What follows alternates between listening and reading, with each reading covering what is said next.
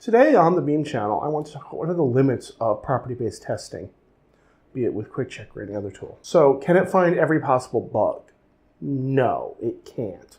Obviously not. Were to look for that, you'd discover that you would have solved the halting problem, which is known to be unsolvable. Basically, the halting problem is a theorem of computer science. It says, given an arbitrary program and stream of input, will it run forever or will it terminate? In Erlang terms, or Elixir terms, that means crash. Well, you can't do that.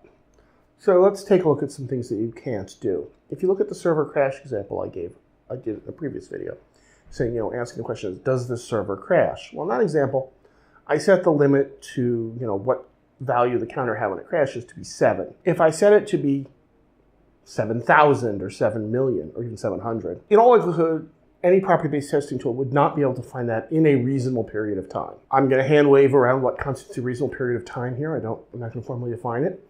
But at the worst case scenario, we'll define it as the time between when I leave the office at the end of the week and when I come back in the following start. So my weekend's on Thursday because I'm in Israel, but if yours is on Friday. Either way. So I leave the office at Thursday at 5 p.m. I start my test running.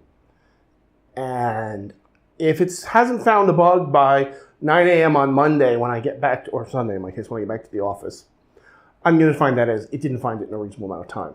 Kind of a hand-wavy definition, but there you go. Does that mean the technique is useless? Absolutely not. So if we look at that example, we can look at the code coverage. Now, if you look at this code coverage, you can see the clause here that has the bug in it was not covered. So that's a good hint that you can say, oh, okay, this clause was never covered. Obviously, this one is very simple, that it's very clear, but it could be something more complex. And you could try to create a specific test case to cover that clause. You could also use something like a concolic testing tool like Conqueror by Costas Sagonis' team, which explicitly does this by examining the abstract syntax tree and such. That's another topic. Or take a look at this function, which I'm calling isBig.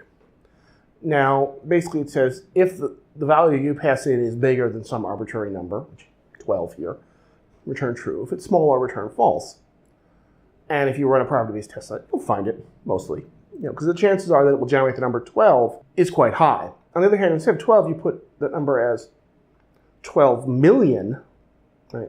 So if you hit a number larger than 12 million, you would get a true. If you're less than 12 million, it's false. And if you hit exactly 12 million, you get a bad match error. Well, the chances that you're going to do that are, at random, are very, very small. And again, by very small, I mean effectively 0. Because, the chance that you will exactly generate that integer is just not going to happen. The integer generators in most of these tools start by generating numbers close to 0. So, you're going to get 1s and 2s and 12s and 35s and even 150s, plus and minus, fairly frequently. You are going to get occasional, probably even more than occasional, very big numbers. But since the space of integers is infinite, and in Erlang the space of integers is only limited by the amount of memory in your computer, or even if you were using Python and you had, a 64-bit integer, the chance that you will generate that specific 64-bit integer in, again, a reasonable period of time is effectively 0. Sort of the same chances you'll win the Powerball tomorrow. Yeah, in theory it could happen, but let's be honest, you aren't going to. Especially not me, I don't buy a ticket. I don't even sell them in this country. That is a limit to what this tool can do. Does that mean it's not useful? Definitely not. It is an incredibly useful tool. And, most bugs do not, in my experience of 25 years of development, do not fall into the category of it's a 1 in 100 million case. It's more like it's a 1 in 30 case. Some do. You got to find those through other methods. Looking at code coverage is great. Using something like Conqueror and other more advanced tools is great, so on and so forth. Tracing also is your friend here. Look at recon and things like that, and you can see what's causing processes to crash in production. So that's some great advice. If you'd like help with this, please give me a shout. I do training courses, and will happily bring a course to your company almost anywhere in the world.